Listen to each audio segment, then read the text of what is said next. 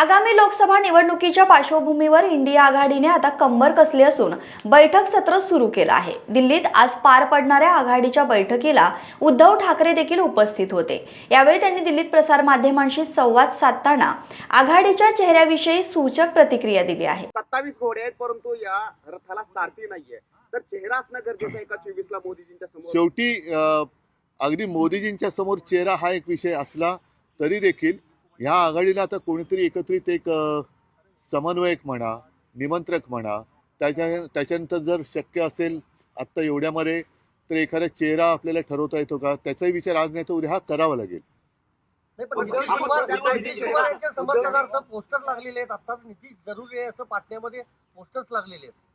असू दे ना, त्याच्यामध्ये बघा आम्ही एकत्र जे आलेलो आहे ते आम्ही कोणाच्या डोक्यामध्ये नेतृत्वाची हवा नाही भरलेली, तर देश आम्हाला वाचवायचा आहे। ज्या पद्धतीने आता काल सुद्धा खासदारांचं निलंबन झालं, काल आपण महाराष्ट्राच्या विधिमंडळामध्ये एकूण सगळं चित्र बघितलं, हे बघितल्यानंतर देशातली लोकशाही ही शेवटची घटका मोजते का हा एक प्रश्न आहे। आणि तिला जर का जिवंत ठेवायचं असेल तर सगळ्या जणांनी, आणि तशी मला वाटतं सगळ्या कोणाच्या डोक्यात नेतृत्वाची हवा नाही आहे। देश हा सर्वोच्च आहे, देशातली लोकशाही ही वाचली पाहिजे, कारण देशातली लोकशाही जगली तर देश जगेल।